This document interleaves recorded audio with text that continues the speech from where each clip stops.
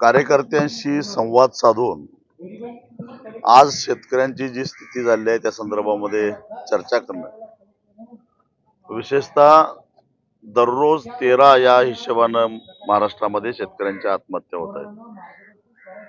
कर्जबाजारीपणा हे प्रमुख कारण आहे आणि कर्जबाजारीपणाचं पाठीमागं कारण काय असेल तर सरकारचं धोरण. सोयाबीन, कापूस, कांदा, मका, धान या सगळ्या पिकांच्या बाबतीत सरकारचं जे आयात निर्यातीचं धोरण राहिलं त्यामुळं भाव पडलेले आहेत. पाम तेल आणि सोयाबीन पेंड आयात केली नसती तर सोयाबीनचे भाव एवढ्या खाली आले नसते. कापूस आयात केला नसता तर कापसाचे भाव कमी झाले नसते. तांदळाच्या निर्यातीला बंदी लावली नसती तर धानाला भाव चांगला मिळाला असता. कांदा निर्यातीला बंदी घातली नसती तर कांद्याला चांगला भाव मिळाला असता. आता नुकताच मका आयात करण्याचा निर्णय झालेला आहे, त्यामुळं या सीझनला येणाऱ्या मक्याची अवस्था तीच होणार आहे. दूध भुकटी आयात करण्याचा निर्णय झालेला आहे.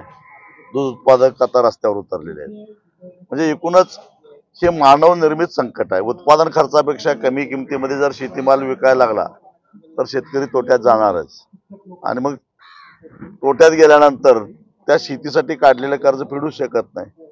आणि त्यामुळं कार्यकर्त्यांना हे सगळं गणित सांगावं आणि या विरोधामध्ये हे धोरणावर सरकार अशा प्रकारचं शेतकरी विरोधी धोरण राबवत असताना शेतकऱ्याची भीती का वाटत नाही? कारण शेतकऱ्याची मजबूत अशी मतपेटी अजूनही झालेली नाही.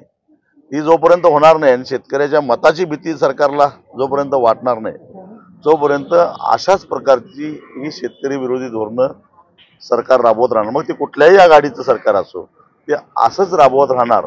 म्हणून या संदर्भामध्ये कार्यकर्त्यांचं प्रबोधन व्हावं आणि यासाठी संवाद यात्रा आहे. सध्या आम्ही पहिल्यांदा शेतकरी चळवळीतले सगळे घटक एकत्रित करायचे म्हणून नुकतंच मी, वामनराव चटप, शंकरांना धोंडगे, शेतकरी चळवळीतले आम्ही तसे आता सध्याच्या काळातले ज्येष्ठ लोक आहोत. आम्ही एकत्रित बसून अगदी जिल्हा पातळीवर, तालुका पातळीवर शेतकऱ्यांच्यासाठी चळवळी करणाऱ्या सगळ्या घटकांना एकत्रित करायचा प्रयत्न करायचा असं आम्ही ठरवलेलं आहे.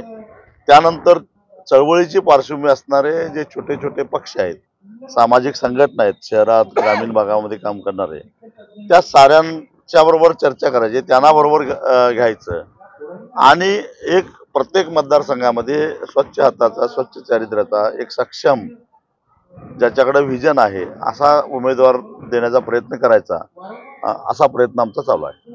आता मात्र ते स्तुती जे करतात आता एकनाथ शिंदे करतात याबद्दल आता मला कुठल्या वादात पडायचं नाही. मी सगळ्या छोट्या घटकांना एकत्रित करण्याचा प्रयत्न करतोय. आगामी काळात शेतकरी राज येईल वाटतं. अशा पद्धतीने आम्ही प्रयत्न केला, प्रामाणिकपणे सामुदायिक नेतृत्वाच्या माध्यमातून केला तर नक्की येईल. तिसरी म्हणत नाही मी, तिसरी आम्ही का म्हणावं, पहिली का म्हणू नये? ते कोण लागून गेले प्रस्थापित आघाडीतले दोन्ही आघाडी हे काय करतात? 4 वर्षे 9 महिने घरात बसतात आणि निवडणुका आल्या तर बाहेर पडतात. एरवी सर्वसामान्यांच्या प्रश्नासाठी आमच्यासारखे लोकच संघर्ष करत असतात. मग आम्ही तिसरे का, आम्ही पहिले का असू नये?